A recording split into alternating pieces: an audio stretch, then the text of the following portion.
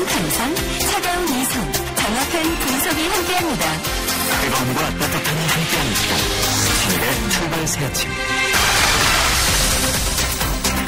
신일의 출발 새 아침 3부 순서 시작합니다.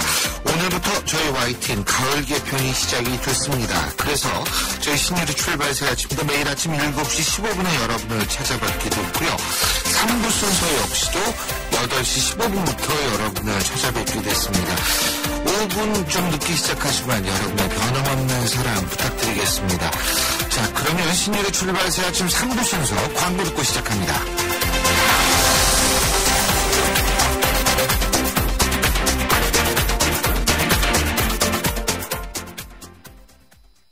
누군가는 하루 5,000원으로 커피를 마실 때, 누군가는 하루 5,000원으로 모닝의 주인이 된다. 지금 기아자동차에서 모닝을 월 15만원에 만나세요.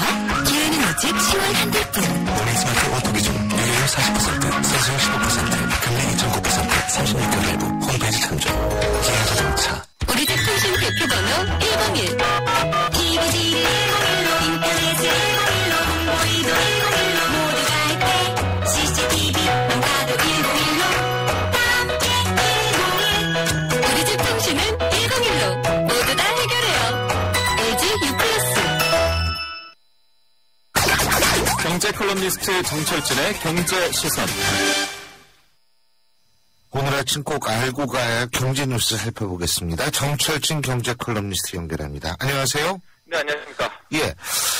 우리가 그동안 한국 경제 힘들다 그래도 이 버팀목은 있었는데 그게 바로 수출이었지 않습니까? 수출이 잘 됐으니까 이제 힘들다 그래도 버텼는데 이제 수출도 믿을 수 없는 것 같아요. 이거 왜 이러는 거죠?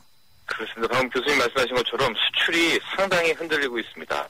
이 올해 3분기 수출을 보니까요. 네. 3분기, 지난 2분기보다 2.6% 감소한 것으로 나타났는데 이게 2008년 말 세계 금융위기 이후에 최대 감소폭입니다. 좀 더 이제 자세히 보면 한국은행 자료입니다. 이 수출이 마이너스로 성장한 게 지난해 3분기 이후에 1년 만이고 제가 말씀드린 것처럼 지난 2008년 4분기 4.4% 감소했거든요. 예. 이후에 거의 6년 만에 최대 하락폭입니다. 우리나라가 그동안 경상수지나고 있다, 정부가 계속해서 괜찮다 해도 불황형 흑자 이런 말 많이 하지 않았습니까? 예. 근데 수출은 줄어들고 있는데 수입이 더 많이 줄어가지고 이제 흑자를 내는 거. 근데 이번에 이 수출 감소폭을 보면은 정확히 현재 한국 경제 불황형 흑자 내고 있다. 이렇게 현실이 증명된 셈이고요. 더 큰 문제는 지금 이게 제조업이 우리나라 GDP 절반을 차지하고 있는데 제조업이 흔들리고 있어가지고 앞으로 이 수출 경기 갈수록 힘들어질 거다. 이렇게 전망되고 있습니다. 그동안 우리 수출에 가장 중요한 역할을 했던 게 중국이었죠. 맞습니다. 예. 예. 근데 중국이 이게 좀 어떻게, 우리 걸 잘 안 사줘서 이렇게 되는 건가요? 그러니까 그동안에 우리 수출에 진짜 너무나 고마웠던 이 대상이 중국인데, 네. 지금 우리가 수출이 점점 부진해지고 앞으로 위기론이 나온 것, 이 이유 역시 이제 중국입니다. 중국의 역설, 중국의 역습 이렇게 보는데요. 예. 그동안에 이제 우리가 중국은 그냥 메이드 인 차이나 싸구려다 이렇게 생각했는데 지금 중국이 단순 가공 조립에서 이제 고부가가치 쪽으로 점점 발전하고 있어요. 그래서 예.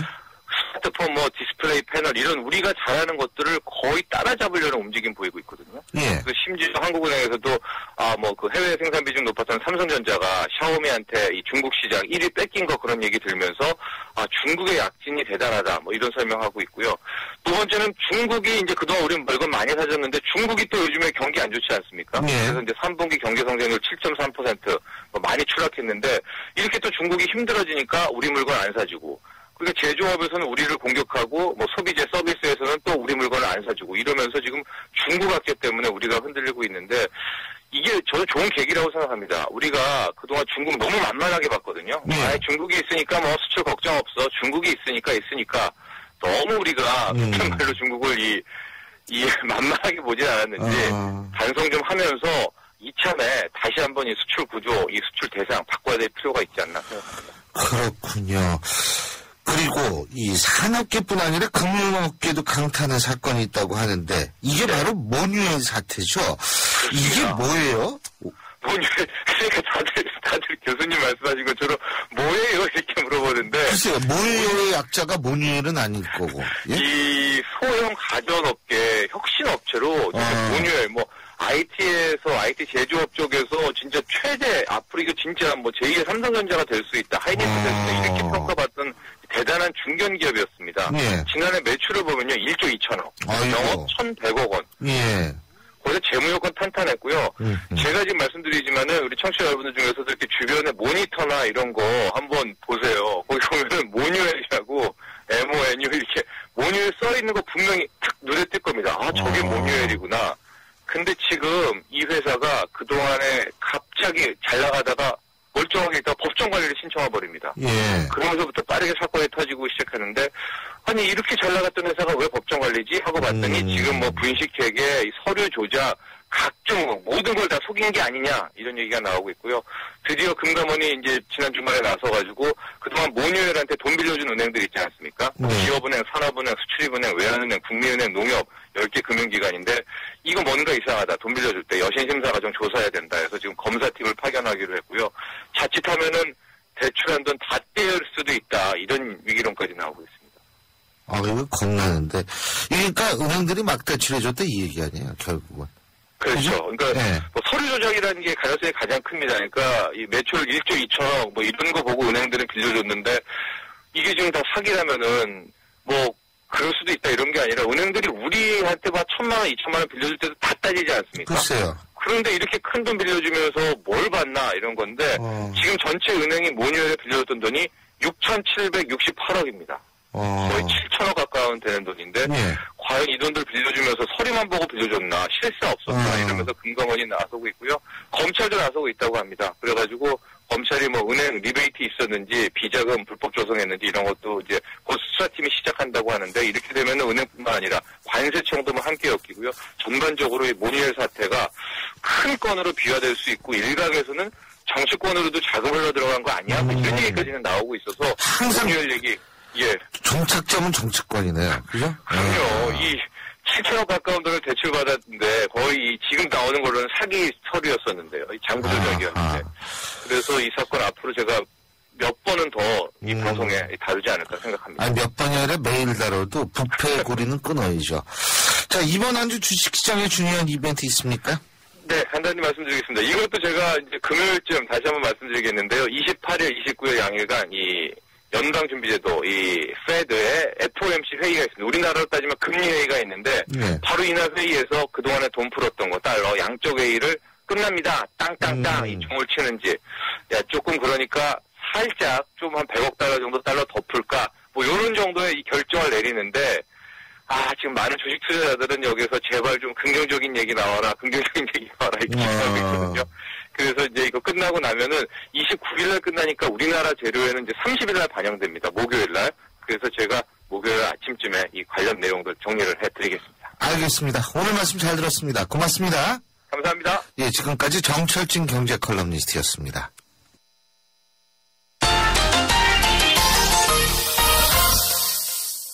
이번에는 스포츠 소식 알아보겠습니다. 경향신문 김세훈 기자 연결하죠. 김세훈 기자? 네, 안녕하세요.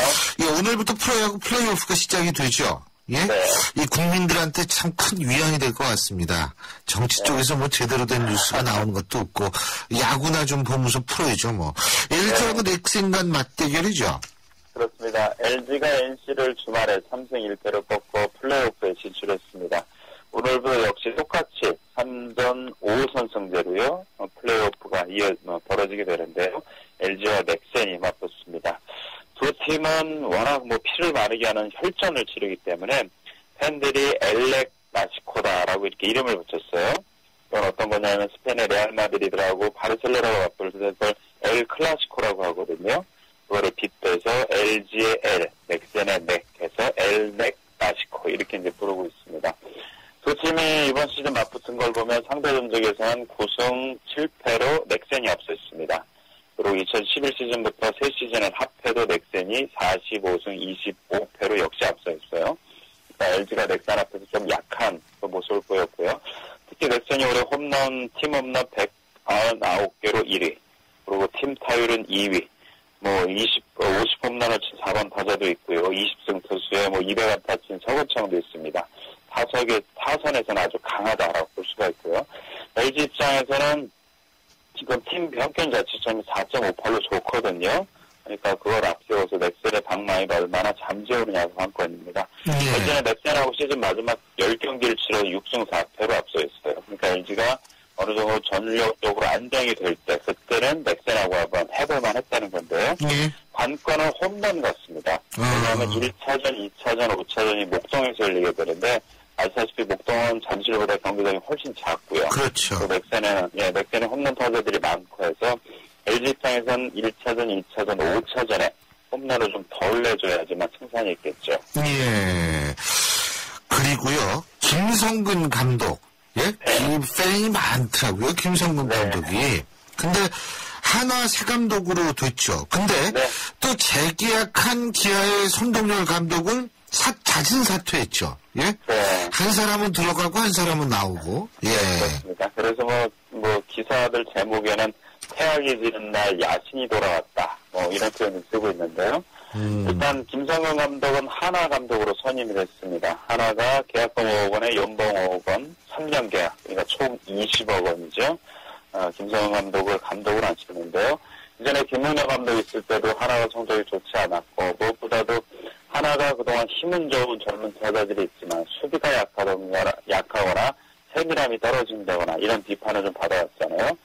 그런 걸 해결하기 위해서는 역시 1919 혼신을 다하는 야구를 하고 있는 일본의 야구로 배운 김성근 감독이 적임자다라고 판단을 해서 감독을 선임을 했습니다. 또 기아는 손동열 감독을 지난주에 재신임을 했었는데요. 팬들이 워낙 좀 반발이 많았어요. 최근에 기아가 3년 연속 하위권에 계속 지금 머물고 있고 또 손동열 감독이 재계약하고 나서 팬들한테 공개 편지까지 쓰면서 잘해보겠다 이런 얘기를 했지만 그래서 팬심을 잠재우지는 못했습니다. 이거를 놓고 일부에서는 이제 팬들이 원하는 감독을 다 뽑고 원치 않는 감독을 잘랐다. 팬네임들이 강했다. 이렇게 얘기를 하고 있고요. 어떤 때에서는 역시 프로는 성적이다. 성적을 내지 못하면 감독은 그만둘 수밖에 없다. 이런 얘기도 있습니다. 예, 그렇군요. 예, 오늘 소식은 여기까지 듣겠습니다. 고맙습니다. 네, 고맙습니다. 예, 지금까지 경향신문 김세용 기자였습니다. 출발 새 아침은 청취자들의 참여를 기다립니다. 짧은 문자 50원, 긴 문자 100원의 문자 서비스 혹은 트위터 YTN 알스타트로 함께해주세요. 참여하신 분들 중 몇 분을 선정해 준비한 선물을 보내드립니다.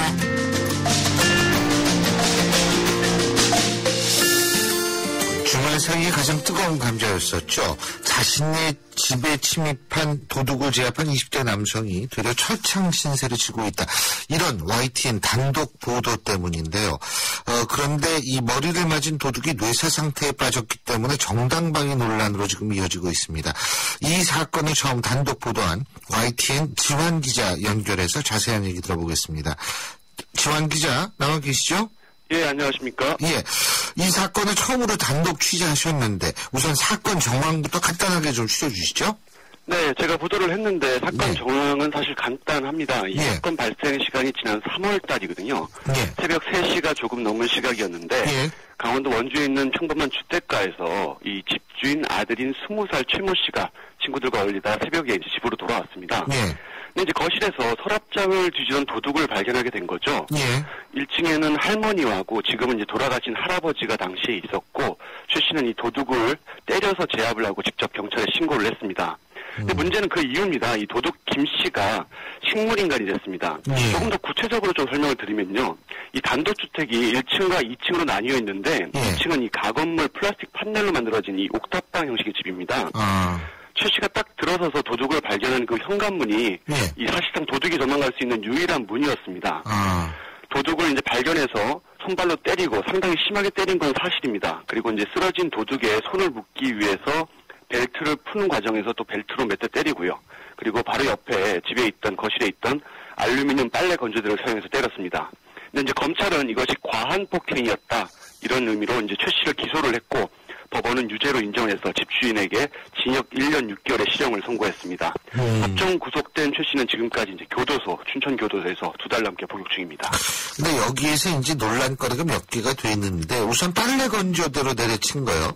법원은 이게 위험한 물건이라고 규정을 했죠. 근데 이게 흉기라고 봐야 되나요? 예? 글쎄요, 이제 판사께서 판단하신 건데, 이제 뭐라 말하기는 그렇겠고요. 이제 제가 이제 취재를 하다 보면 이런 사건 취재를 많이 하는데, 당구병이나 뭐 싯대 이런 것들은 위험한 물건으로 당연하게 이제 취급이 됩니다. 공을 던지거나 이러면. 근데 이 사건 이제 도둑이 이제 뇌사에 빠지고 난 뒤에 집주인이 피고인으로, 폭행 피고인으로, 그리고 도둑은 피해자로 이제 바뀌었죠. 글쎄요. 절도 사건이 이제 흉기 폭행 사건으로 전환이 된 건데요. 앞서 말씀드렸다시피 흉기 상해가 인정이 됐습니다. 그게 이제 벨트하고 빨래 건조대거든요. 이제 손을 묶기 위해서 푼 벨트를 흉기로 보는 건 좀 그렇고, 아무래도 이제 빨래 건조대가 위험한 물건이라고 재판부가 봤는데, 저희가 이거 빨래 건조대를 촬영을 했는데, 크기는 이제 가장 작은 그 일반적으로 독신자들이 사용하는 가장 작은 속이 비어있는 그 알루미늄 빨래 건조대, 보통 그런 건조대입니다. 아무래도 이게 꼭 흉기다라기보다는 결과적으로 이 맞은 사람이 식물인간으로 너무 크게 다치다 보니까 이 위험한 물건으로 재판부가 판단한 것 같습니다. 그 당시에 말이에요. 사건 당시에 이 어머니도 집안에 계셨었죠. 그죠? 누나도 집에 있었고 그렇게 돼 있는 것 같은데 어머니 여동생인가요? 네, 정확하게는 그 1층에 그 외할머니랑 사건 이후에 돌아가신 외할아버지가 계셨습니다. 예. 정확히 어머니는 집에 이제 2층 거실에 계시진 않았습니다. 근데 이제 피고인 최 씨가 새벽에 돌아왔을 때 당연히 이제 어머니가 계신 것으로 알고 있었습니다. 그래서 몹쓸 짓이라도 할까봐 그 도둑이에 무작정 덤벼들었다라고 이제 진술을 하고 있습니다. 어머니는 아들의 행위에 대해서 어떻게 말씀하시던가요? 예, 뭐 어머니는 물론 이제 할머니, 누나, 그리고 가족들 무척 억울해하시고 있습니다. 이 아들이 교도소에 있고 또 이제 식물인간이 된 도둑 50대 도둑 피해자도 합의가 안 되고 또 합의를 위해서 저 넉넉치 않은 살림에 500만 원을 공탁을 했는데 찾아가지 않았습니다. 이제 물론 이제 기사에 내지는 않았지만 이 식물인간이 된 그 50대 도둑의 사실상 보호자였던 이 형도 이 사건 이후에 뭐 이것 때문만은 아니겠지만 이 동생의 병원비가 하나의 원인이 돼서 스스로 목숨을 끊는 안타까운 일이 있었습니다. 예. 또 이 500만 원으로는 치료비가 안 되는 상황이었죠. 아무튼 합의가 안 되고 지금은 형사사건인데 나중에 이 병원비 문제로 민사 가능성도 있거든요. 가족들이 불안해하고 있죠. 게다가 의도한 바는 아닌데 이제 보도 이외에 워낙 많은 관심이 있다 보니까 2심 판결에 영향을 미칠 수도 있고 사건 이후에 정신과 치료도 받고 좀 불안한 상태입니다. 도둑과 집주인 쪽 모두가 집안이 이 사건 이후에 굉장히 어려워졌죠. 도둑 쪽의 가족분들하고는 어떻게 얘기를 좀 해보셨어요? 글쎄요, 도둑 쪽 가족 지금 현재 그 병원에 지금 있다가 도둑 그 뇌사상 식물인간인 대신 그 50대 도둑 지금 병원 상태에 있다가 지금 개인 요양원 쪽으로 옮겼습니다. 현재 그 유일한 보호자였던 형이 스스로 목숨을 끊으시고 그 조카 되시는 분이 그 지금 식물인간이 된 그 큰 아버지죠, 작은 아버지죠, 작은 아버지를 좀 돌보고 있는 것으로 알고 있습니다. 이게 참 여러 가지로 비극인데 원래 이 청년이 군대에 좀 있으면 가야 될 청년이었었죠, 그죠? 이 사건 직전에요. 네, 그렇습니다. 이 94년생 만 20살입니다. 이제 평범한 입대를 앞둔 청년이었고요. 어제 어떤 종편에서 이 청년이 폭력 전과가 다시 있었다라고 보도를 했는데 이건 이제 명백한 오보입니다. 흔히 이야기하는 범죄 전력 전과는 없었고요. 당초 이제 재검을 통해서 8월 입대를 예정돼 있었는데 1심 판결이 8월에 났거든요. 그래서 군대를 가야 하는 시기에 현재 교도소에 가 있는 상태입니다. 이 친구가 이 전과 없는 평범한 청년이라는 점은 이제 징역형을 내린 1심 판결에도 인정이 됐습니다. 왜 1년 6개월이냐 뭐 이런 얘기를 많이 하시는데 징역형이 나온 이유는 이렇습니다. 이거를 양형 기준, 양형 이유라고 하는데 흉기를 들고 여기가서 흉기가 빨래 건조대하고 벨트고요. 흉기 없이 도주하려는 도둑을 때렸다. 그게 중대한 범죄입니다.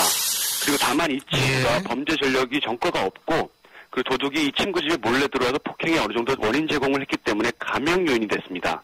그리고 이제 맞은 도둑, 이 재판에서는 피해자죠. 이 도둑이 식물인간이 될 정도로 너무 심하게 맞았다. 그래서 죄가 들었고 이 모든 걸 감안해서 1년 6개월이 나온 겁니다. 글쎄요. 그게 있잖아요. 밤에 들어갔는데 도둑이 있다. 이 사람이 흉기가 있는지 없는지를 모르지 않습니까? 그렇지 않습니까? 네, 그렇습니다. 그리고 이게 도망가려고 하는 건지 대부분의 경우에 있어서는 도둑들이 그 집안 내에 있는 흉기를 이용해서 강도로 돌변한다는 거 아닙니까? 네. 그렇게 되면 이 사람이 도망가려고 하는 건지 아니면 흉기를 찾으러 가는 건지 그걸 알 수가 없지 않습니까? 그렇죠? 예, 그렇습니다. 도둑들이 대부분 요새 같은 경우에 그 도둑으로 들어가서 강도로 돌변을 하지 않습니까? 맞습니다. 바로 그거죠. 집안에 어떤 흉기를 들고선 이제 덤벼들지 모르는 상황에서 그 20대 최 씨로서는 흉기가 있는지 없는지 알 수 없었다고 이야기를 변호사에게 해요. 예. 그만큼 이제 아무 정신없이 덤벼들었고 이게 문제인 게 상식적으로 봐서 도둑이 들면 흉기를 들기 전에 제압을 해야 되는 것이 상식적일 텐데 도둑이 흉기를 들면 정당방위가 되고 이 판결을 봤으면요. 흉기를 들기 전에 제압을 하고 때리면 정당방위가 성립이 안 되고 판례 문제도 하겠지만 납득이 좀 어려운 점이 있죠. 그렇죠. 그래서 지금 이제 뜨겁게 나오는 것이 정당방위. 미국은 지나치게 정당방위의 범위를 넓게 봐서 문제가 발생할 소지가 있고 반대로 우리는 정당방위의 범위를 너무 협소하게 봐서 문제가 발생할 소지가 있다. 이런 얘기가 있더라고요. 네, 그렇습니다. 우리나라에서 이 정당방위 인정되는 것이 극히 좀 예외적인 일이라고 합니다. 네. 그 정당방위를 주장하지만 대부분은 이 정당방위가 아니라 쌍방방위로 나옵니다. 쌍방폭행으로 둘 다 처벌받는 경우가 비일비재하거든요. 그만큼 우리나라는 이 정당방위를 좀 좁게 보고 있습니다. 미국 같은 경우는 총기 사고나 이런 것들이 정당방위를 넓게 보다 보니까 부작용이 나오고 있는데 결론은 이제 우리나라 정당방위는 너무 좁아서 좀 문제인데 미국 같은 경우는 좀 넓어서 부작용이 발생하는 것 같습니다. 그렇죠. 우리 청취자 여러분이 질문 하나 하셨습니다. 5788님, 도둑은 전과가 있었나요? 초범이었나요? 이건데요. 아까 말씀드렸다시피 도둑이 전과가 없는 평범한 청년, 범죄 전력이 없다는 점은 1심 판결문에 정확하게 나오는 얘기입니다. 도둑이요, 도둑. 아, 도둑이요? 예. 이 도둑에 대해서는 제가 전과가 있는지 없는지에 대해서 말씀드리기가 좀 모호한 게, 이 사건이, 절도 사건이 아니라 폭행 사건으로 진행이 됐습니다. 그래서 사실 이 판결문에는 이 50대 도둑이 예전에 전과가 있었는지 이것이 절도 사건 재판이었다면 이 사람이 예전에 전과가 있었는 것들이 가형 처분되지 않습니까? 예. 근데 전혀 그런 것들이 나오지가 않아요. 판결문에는. 이 20대 최 씨가 폭행을 심하게 했다라는 것만 나오고 다만 도둑을 상대로 때렸기 때문에 조금 감형이 되겠다. 그렇죠. 도둑을 너무 많이 맞았다. 또 흉기를 들었다. 이런 점들이 가형이 되거든요. 예. 이 도둑이 과거에 어떤 범죄 전과가 있는지 여부는 제가 알고 있지만 이건 또 개인적인 또 얘기고 하고 이 문제는 좀 그렇기 때문에 좀 얘기하지 않겠습니다. 예, 잘 알겠습니다. 이 부분에 대한 판결이 좀 잘 나와야 될 것 같은데요. 예, 오늘 말씀 여기까지 듣겠습니다. 고맙습니다. 네, 감사합니다. 예, 지금까지 YTN 지환 기자였습니다. 안녕하세요. 김난수입니다. 자녀 성장에 있어 환경보다 중요한 게 있을까요? 서울대를 부른 신도시에서 아이들의 꿈을 키워주세요. 유학가자 시원은 시흥대본 한라비발디 캠퍼스 서울대 시흥캠퍼스 조성예자 문의 1688-2600 한라. 국민 여러분, 드디어 전국 8만여 공인중개사가 운영하는 부동산 사이트가 등장했다는 속보입니다. 이름하여 K렌. 정부가 지정하여 신뢰할 수 있는 K렌은 전국 부동산 알짜 매물만 등록되어 있다고 합니다. 지금 바로 접속하세요. KREN, 한국공인중개사협회 K렌. 신일의 출발세 좀 3부 순서는 여기까지입니다. 잠시 뒤 4부에서 뵙죠. 인천 지역 맞춤형 일자리 창출 지원 사업. 인천 지역에 맞는 맞춤형 교육을 통해 준비된 문제가 지역의 관련 기업으로 취업하는 사업입니다. 취업 희망자는 채용 희망 기업이 원하는 기술이나 지식을 배울 수 있어서 좋고, 채용 희망 기업은 기업이 원하는 능력을 갖춘 취업 희망자를 뽑을 수 있어서 좋은 인천 지역 맞춤 일자리 창출 지원 사업. 자세한 사항은 인터넷 홈페이지 injob.or.kr에서 확인하실 수 있습니다. 이 캠페인은 고용노동부, 인천광역시, 사단법인 인천벤처기업협회와 함께합니다. 대한민국 사장님들, 이보영이에요. 사업하면서 힘든 일 참 많으시죠? 이젠 노란우산 공제 꼭 챙기세요. 갑작스레 소나기가 와도 우산 하나 챙겨놓으면 걱정 없잖아요. 소득 공제는 물론 복리 이자에 목돈 마련 저축도 되고 법으로도 보호되니까 노란우산 공제 하나면 마음이 듭니다. 50인 미만 소기업, 10인 미만 소상공인 사장님이라면 누구나 가입하실 수 있대요. 창업할 때 가장 먼저, 사업할 때 가장 가까이. 참 든든한 동행, 노란우산 공제. 이 캠페인은 중소기업 주문회와 함께합니다.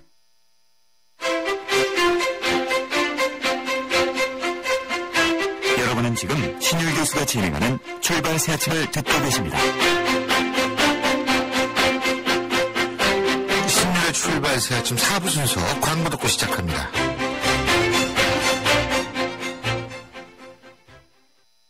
숨기는 손 큰 사람. 토핑을 2배로 주니까 베이컨, 스테이크, 소세지, 오징어, 새우가 듬뿍, 빵 끝엔 크랜베리 크림치즈와 애플 시나몬이 꽉. 토핑이 2배, 토핑 킹.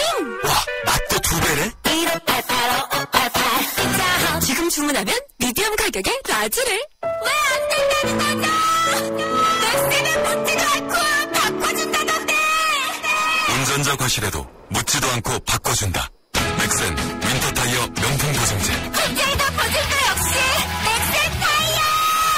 12월 구매 고객의 하남 일부 품목 제외. 보증기간 2015년 8월 말까지. 우리 집 통신 대표번호 101. TVG 101로 인터넷을 101로 홍보이도 101로 모두가 할 때 CCTV 망가도 101로 함께 101. 우리 집 통신은 101로 모두 다 해결해요. LG U+.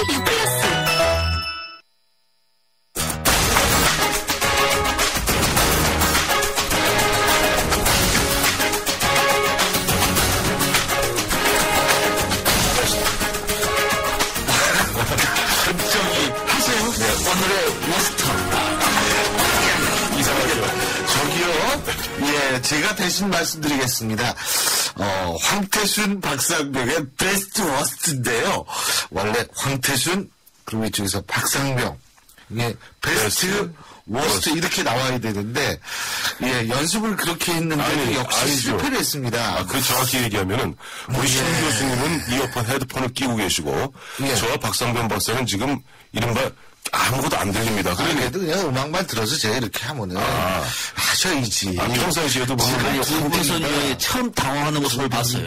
그죠? 액션이 갔는데도 뭐 이러고 오늘 내보고 뭘 하는 거야. 그래서 그냥 평상시에도 저에 대해서 늘 보면 존경의 손빛을 보내시기 때문에 왜 아침부터 또 존경하신다 말씀하시나 그래요. 싸에 들어가면 황태순 의원이 황태순 얘기하고 제가 박상병 얘기하면 아니래요. 스토스토하는 얘기하면 그렇게 연습을 했는데 베스트 나오니까 워스트가 나오셨어 그냥. 괜찮아요. 우리가 또 처음이니까 다음 주에는 여러분 꼭 성공하겠습니다. 뭐 어쩔 수가 없어요. 저희가 다 나이가 있으니까 그래서 그렇다. 이렇게 이해해 주시면 됩니다. 아닙니다. 아직은 판단력 이름 사업은 안 됐습니다. 알겠습니다. 근데 인정하고 가십시다. 꼭 변명하면 어떻게 되는지 아시죠? 자, 이름 아웃 되셨어요? 자, 저희가요, 가을 개편 이후로, 저희가 코너를 좀 새롭게 바꿔봤습니다. 황태순, 박상병의 베스트 워스트, 이렇게 바꿔봤는데요. 자, 오늘도 두 분 나와 계신데요. 자, 그러면, 이게 어떻게 하냐면, 베스트 워스트를 먼저 꼽고, 거기서부터 얘기를 이제 이어나가는 이런 방식이거든요. 정치 한판 속에 있던 코너를 따로 떼가지고 이제 그걸 이제 올리는 거죠. 가을 개편에 선보이는 거죠. 그거 우리 청취자 여러분들 잠깐 설명을 드려야 되는데 많은 기자분들이 그걸 그런 방식으로 했으면 좋겠다라는 저희 YTN 기자뿐만이 아니고 딴 언론사 기자분들이 그런 요구가 있어서 저희 이렇게 바꾼 겁니다. 저하고 박상현 박사하고 지금 1년 반 가까이 사실 정치 한판 해오지 않았어요? 근데 그 말미에 본 베스트 버스트 짧게 했는데 이제 이게 바로 이런 경우 이제 주객이 전도된다 그러는 거예요. 그렇죠. 주객이 전도되는지, 주객이 사실 술 먹은 손님은 아닐 거고. 사실은 춥죠. 오늘 춥던데. 썰렁합니다. 자, 베스트 워스트부터 뽑아줘. 먼저 베스트 누가 먼저 말씀해 주실까요? 이걸 박상현 박사님 하세요. 저는 박상병이 뽑은 베스트. 새정치민주연합의 그럼 이렇게 힘을 내시면 안 돼. 아까 그 오프닝 때 좀 그럽니까? 조용히 하겠습니다. 오늘 베스트는 새정치민주연합의 김기식 의원을 꼽았습니다. 김기식 의원 꼽았습니다. 설명을 할까요? 아니면 또 좀 이따가 이제 우리 황태순 의원님. 저는 돌아가신 김대중 대통령님의 영부인이신 이희호 여사님을 갖다가 베스트로 뽑았습니다. 자, 다음에 워스트요. 워스트요? 제가 먼저 해야죠, 이 집안에. 탁탁. 아니, 아까 좀 그렇게 하라니까. 아까 가만히 있지. 먼저 하세요. 그러니까 이영걸 청장이 있는, 사람이라기보다는. 워스트는 방위사업청을 뽑았습니다. 방사청. 그리고 저는 워스트를 새누리당의 김태호 의원으로 꼽았습니다. 예. 재미없습니다. 자, 시작하죠. 제가 볼 때는 워스트부터 하는 게 재밌을 것 같아요. 예? 자, 워스트. 우선, 박상병 박사님, 김태호 최고위원. 예, 말씀하시죠. 말 그대로 뜬금없이 최고위원직을 던졌어요. 근데 또 생각해보겠다는 거 아니에요? 더 나쁜 것은, 아니, 뭘 또 생각을 합니까? 아니, 낙장불입이죠. 한번 던졌을 거예요. 그러니까 최고위원은요, 당원들이 뽑는 겁니다. 그냥 대표가 임명하는 게 아니에요. 네, 그렇죠. 그 3등입니다. 네. 또 본인도 대선 주자라고 얘기를 하면은 그 은행이 얼마나 무겁겠습니까? 직권망입니다. 뜬금없이 사퇴하더니 도저히 이해할 수 없어요. 명분도 실리도 저는 없다고 봅니다. 그러면은 일종의 승부수라 칩시다. 좋습니다. 그러면 승부수 뜰 수도 있어요. 예. 근데 또 그것을 또 철학하고 고민을 하고 있다고요? 왜 한국 정치가 이 모양입니까?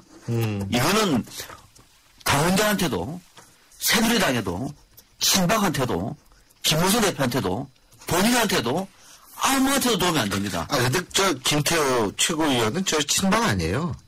친박에서. 아니, 그러니까 친박을 위해서 하는 것도 아니라니까요. 아니, 그게 아니고, 예. 친박이 아니라, 친박을 위해서 도움이 안 된다는 얘기예요. 그러니까 김무성 대표 체제를 흔들지 않습니까? 예. 이거 흔들면 혹시 친박한테 좋을까? 그거 아니라는 얘기예요, 그러니까. 예. 그러니까 누구한테도 도움이 안 된다는 얘기예요. 여기서 질문 있습니다. 네네. 지난 한 주 동안 여기 좀 한두 곳에서 말씀 나누셨잖아요. 네네. 날 좀 보소 잘했다면서요.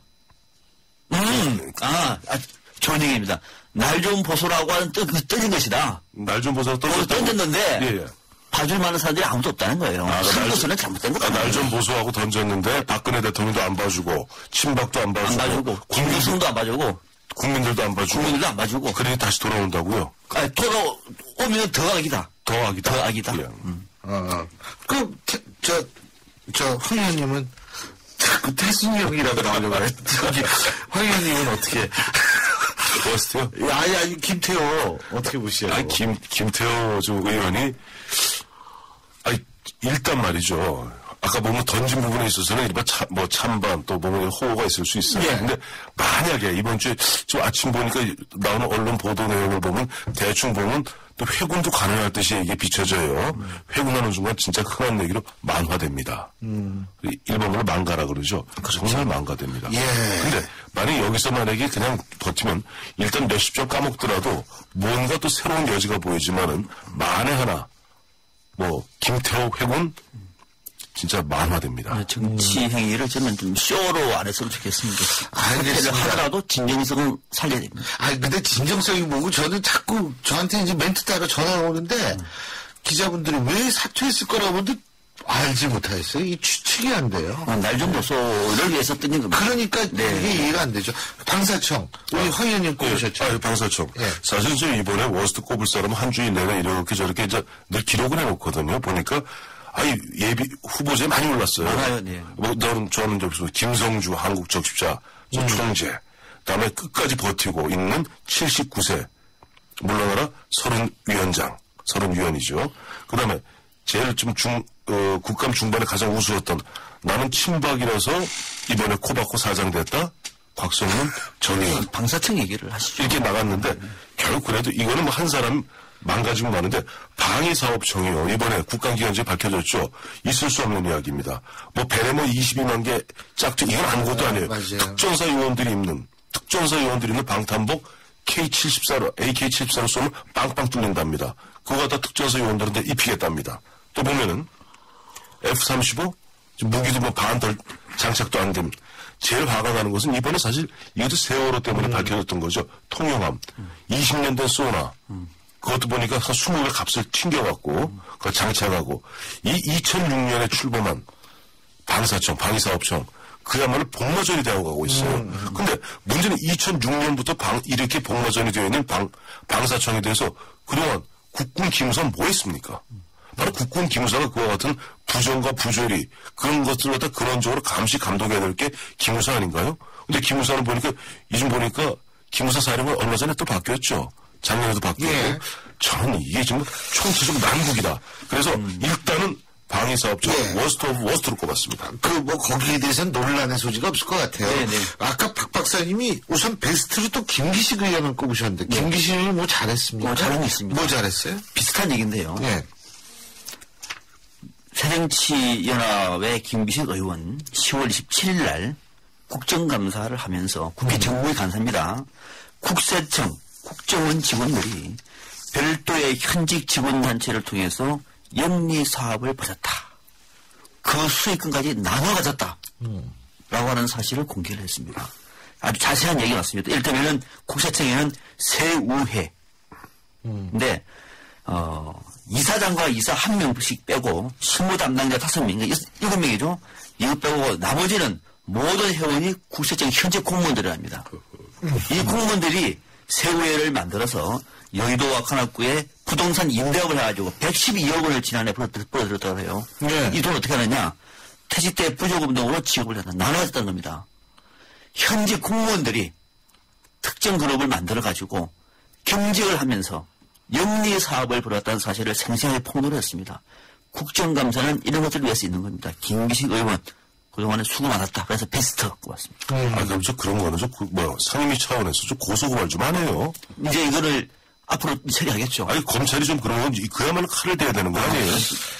그럼 칼 대는 것도 뿐만이 아니고요. 예. 국정원도 양호 공제가 있습니다. 양호 처음 들었습니다. 양호 공제. 아까 양지혜라고 옛날 중앙정보부시절 때 있었어요. 지금 양호 공제. 양호 공제 있어요. 골프장 사업도 하고 금융권에도 투자를 하는데 자료다가 못 내놨겠다. 기밀이다. 무슨 기밀입니까? 철도공사도 철호회가 있고요. 수자원공사에도 수우회가 있고요. 도로공사에는 도성회가 있고요.